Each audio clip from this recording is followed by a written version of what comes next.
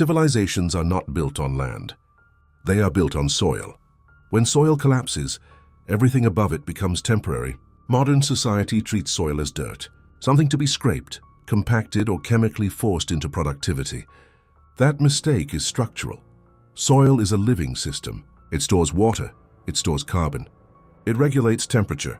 It feeds ecosystems invisibly. Healthy soil functions like infrastructure. It absorbs rainfall instead of shedding it. It prevents floods and droughts simultaneously.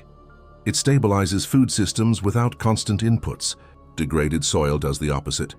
Compaction prevents infiltration. Microbial life collapses. Carbon oxidizes into the atmosphere. Yields decline while costs rise. Restoration reverses this process biologically, not mechanically. The first step is stopping disturbance. Tillage breaks fungal networks that transport nutrients and water.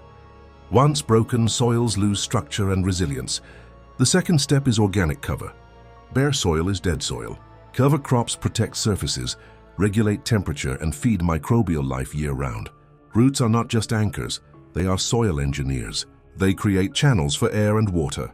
They deposit carbon directly into the ground. They rebuild structure from the inside out. Grazing systems matter as well. Managed grazing mimics natural herd movement. Short grazing periods followed by long recovery rebuild soil, faster than planting alone. Soil regeneration does not require expensive technology. It requires correct biological sequencing. When soil improves, water retention increases. When water stabilizes, vegetation expands. When vegetation expands, climate resilience follows. This is why soil regeneration outperforms industrial climate solutions per dollar spent. Concrete cracks, steel corrodes, soil regenerates itself if allowed. Earth does not need new materials. It needs old systems understood correctly.